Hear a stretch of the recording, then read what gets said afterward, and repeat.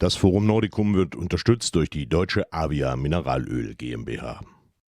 We have here with us Pierre Ducret, who is the Olympic Games Operations Director, and he is basically the man behind the playbooks. He knows every comma, every word, and every detail. So that's why we brought him along, and he is actually currently in Paris, and that's why you don't see him here with us. But you see him there in a white box. And we have Michael Noel, who leads our media relations team. And I would say maybe Pierre can give us just a short overview, because he has developed Tokyo. Maybe he can tell us, how the process went to get to the playbooks in Beijing, and to answer your question, what is new, especially with regard to vaccination, country entry, and closed loop management. I think that these are the three main points, Pierre. Yeah, that's right. Good morning, everybody. In many respects, a lot of commonalities between the approach for Beijing and Tokyo. So you will recognize in the playbook a lot of the principles we have established successfully for Tokyo in having, physical distanciation, very thorough program of testing, tracing, isolating, also from an hygiene standpoint. I would say the main two elements which make the games in Beijing slightly different is one, we will operate in a closed loop, as Christian mentioned, which is basically a system that will see the stakeholders only being able to move between the official games locations through dedicated vehicles. So your movements throughout your entire stay in China will be between those games-related venues for games-related purposes with dedicated transport, which will be supported by the organizing committee. And the other element is really how do you enter in this loop?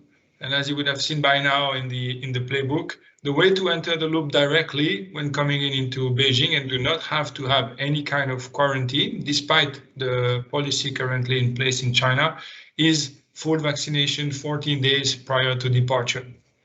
And that's probably the change from also the approach from Tokyo. It is the way to get straight into the loop. You can still go into the loop if you are not vaccinated, but very likely, unless you have a medical exemption, you would have to take a 21 days quarantine.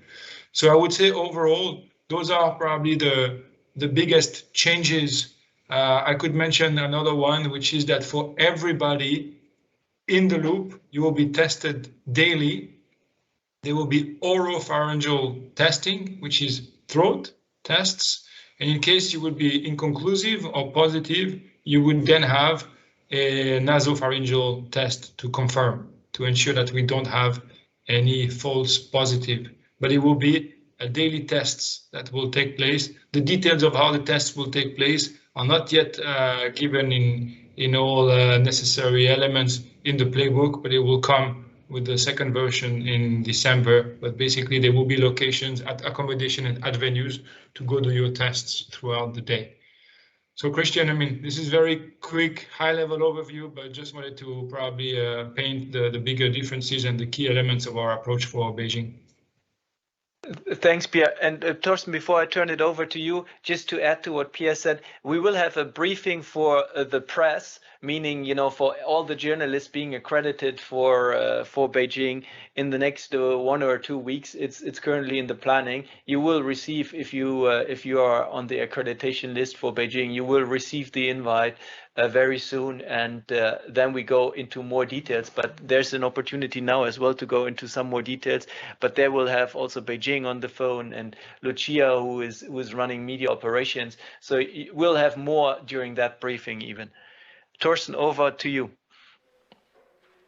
Yeah, okay, let's talk about some details perhaps. We have also there oh yeah, sorry. Sorry, let's talk about some details. We have there also a media village, if I understood it correct, and it's inside the bubble.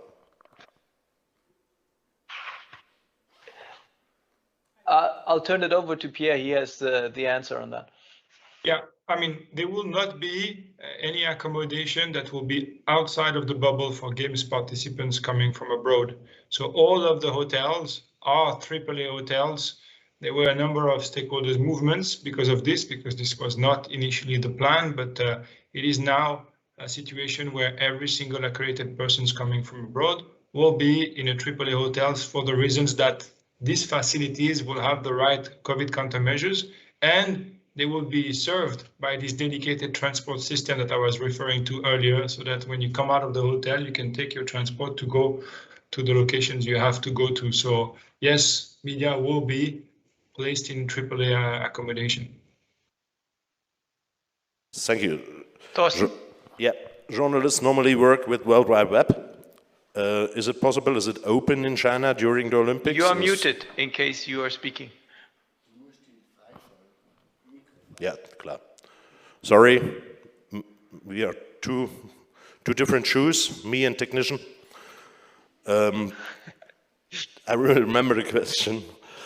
And is it possible that the World Wide Web is free during the Olympics for the international media representatives, or are there special options? The short answer is yes. That's enough. And last but not least, is it possible for journalists from perhaps a newspaper to switch between the different places inside the bubble, the Olympic bubble? Can they go Friday to Beijing to ice hockey and Sunday perhaps to ski jumping in the mountain cluster? Yes, they can.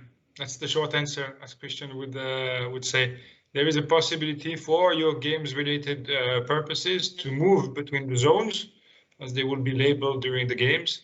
It will be through dedicated vehicles, depending on the type of vehicles you have available, or by using dedicated parts of the high-speed train between the two zones with a dedicated entrance into the transport hub. So there will be an opportunities for using the high-speed train, but through dedicated lanes and spaces organized by the organizing committee. But yes, you can. Some rules was changing, not to 100%, but are not forbidden, but also not directly allowed. We are in contact in Tokyo. In Tokyo with athletes. We are WhatsApp perhaps or other social medias. And normally it was not allowed in the past from the Olympic Village to work or come together with the journalists. We are social media. In Tokyo, it was one of a chance to create a news or create news or get in contact. Have you changed the rules for the athletes that it's possible to have contact to media also from the Olympic Village, or is it strictly forbidden? I think that's for the two of us here. First of all, in Tokyo, we adapted to the situation, and Lucia, if she would be here, she would have more details. But we had a press conference room and a media mixed zone and a media working room in the Olympic Village. The same will be, as far as I understand, the case for Beijing, and I'm talking about all the three villages. So there's no difference between the three zones, so that you can actually go to the Olympic Village, and there you can interview athletes, and NOCs can actually hold their press briefings from there in order to enable you to follow their press briefings. In addition, all the press briefings which are being held will be streamed live on MyInfo and will be available afterwards on MyInfo, so that you are able to, if you can't go yourself, you can follow, or if you can't because you are at the same time at an ice hockey match, so you can rewatch it. So that's the first part of your question, and I think the second part of your question is, can athletes basically, kind of do a Zoom interview from the Olympic Village? That's how I interpret your question. do a Zoom interview from the Olympic Village with you, and there the rules have not changed. That's still the same. Of course, they can speak over the phone to you as the journalists, but the moving images are still not possible from the Olympic Village, because that's the same restriction as we always had, because this is related to rights questions. Okay, I understand it. It's clear it's a question of rights, of course, also. But you understand, perhaps, from our side, a lot of possibilities are broken. We have now the national houses. In the past, national houses like an Austrian house or a German house were a great place to communicate with the athletes, with the coaches and people from the staff. Okay, that's a new situation in this 2022 Olympics, and we have to respect it. Other question? And Thorsten, yeah. Thorsten, just to add to this, I think it really worked well in Tokyo, because the new opportunities also in the Olympic Village and with the NOCs and their press briefings from the Olympic Village, that was, as far as I understand and saw, widely picked up and used. And that worked. Yes, you're absolutely right. You don't have the houses anymore. The athletes don't go out everywhere, but there are many opportunities in the venues, but also in the Olympic villages. And as I said, in all the 3 of the Olympic villages, and it's probably even more centralized by having such a solution. So there is certainly any opportunity to get in touch with the athletes and to get direct quotes and information from them. Christian, by the way, I asked you some months before about other changing rules. We have here a lot of winter sport journalists, and so the question was, is there another changing process, for instance, in the situation with ski jumping or other disciplines with skiers? You know, the problem between some representatives of ski factories like Atomic Fisher on the one hand side, on the other hand side BTM or Flüge.de.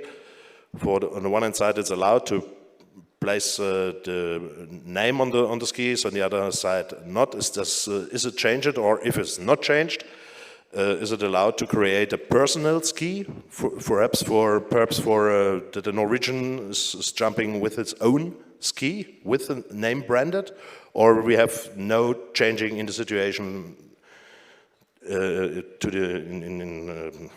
like the years before or the Olympics before? Thorsten, this is governed by Rule 50. Rule 50 has 2 parts. One part is about the expression, and that's part Rule 50.2, where it's about athletes, podium, protest, and all of this. The other part of Rule 50 is about, the size of the logos of the suppliers or manufacturers of the equipment and of the uniforms. So that has not changed as such, but there's always an implementation guideline coming with it. And I have to admit, I'm not all the way into the detail, and I'm sure that is also not Pierre's speciality, and Michael either. But we can get you answers on that. But you have to have a concrete question. Just send them over via email, and we can then try to answer that question specifically. Okay, we will do that. So, thank you very much. Now I will ask the auditorium for their questions. Eure Fragen bitte. No questions in the auditorium, gentlemen. I have to say thank you very much for all the informations. Hope to see you in the winter season, perhaps in China. We have no idea if it works in our countries. I think it works in China during the Olympics. Thank you for collaboration. Thank you for your time, and have a good day. Thanks. Thank you. Thank you. Cheers. Bye. Bye-bye.